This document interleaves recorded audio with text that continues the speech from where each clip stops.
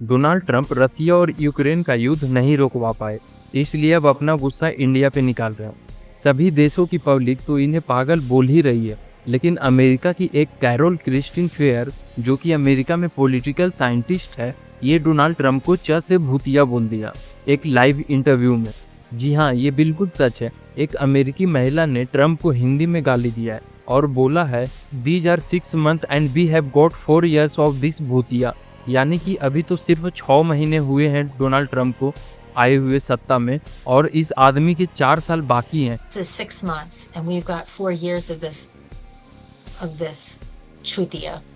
मैं एक बात आपको बता दूं कि भूतिया में भू की जगह चू का इस्तेमाल किया गया था।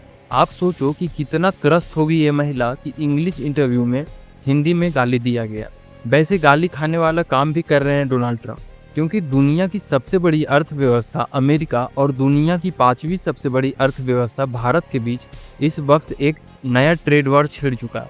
27 अगस्त 2025 से ट्रंप एडमिनिस्ट्रेशन ने भारत पर 50% टैरिफ लगा दिया है, जो कि पहले का 25% था, और आज एडिशनल 25% टैरिफ लागू हो गया है।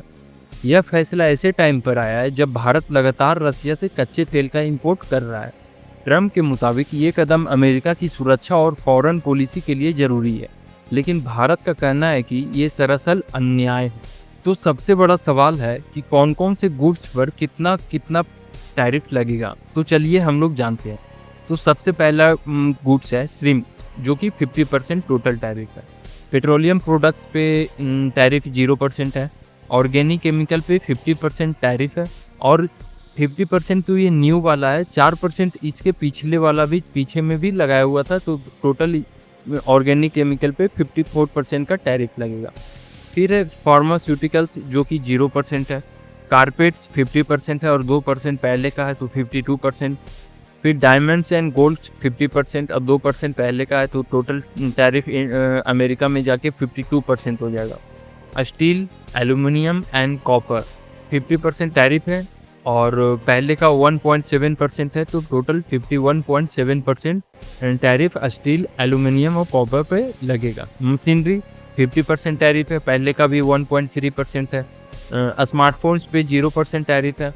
व्हीकल एंड पार्ट्स पे 25% टैरिफ है, और फर्नीचर पे 50% टैरिफ न्यू है और 2% टैरिफ ओल्ड है। तो टोटल फर्नीचर पे 52.2% का टैरिफ लगेगा।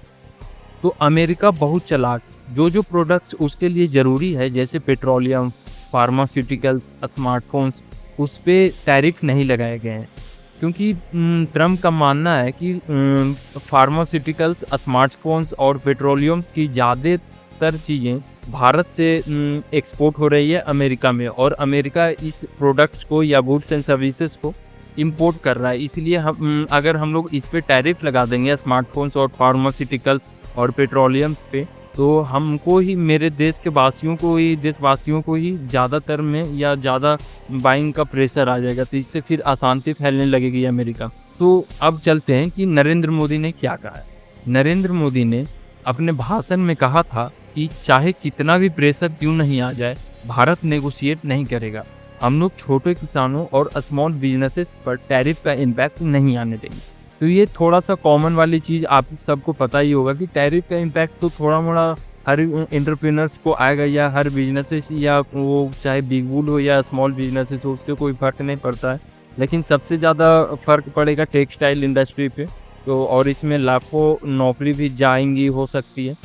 तो मुझे लगता है कि भारत को मेड इन इंडिया पे ज़्यादा फोकस करना चाहिए, क्योंकि अगर अभी हम लोग आत्मनिर्भर भारत खड़ा कर देते हैं तो फिर हमें इंपोर्ट और एक्सपोर्ट की ज़रूरत ही नहीं पड़ेगी, क्योंकि हमारे 150 करोड़ देशवासियों ने कंज्यूमिंग पावर ज़्यादा है और परचेसिंग पावर ज़्यादा है, तो हर कंपनी को मौका मिलेगा बेचने का अपना सामान मार्केट में। सो आपका क्या राय है, आप कमेंट बॉक्स में बता सकते हैं। तो चलिए आगे का वीडियो फिर से जारी करेंगे। धन्यवाद।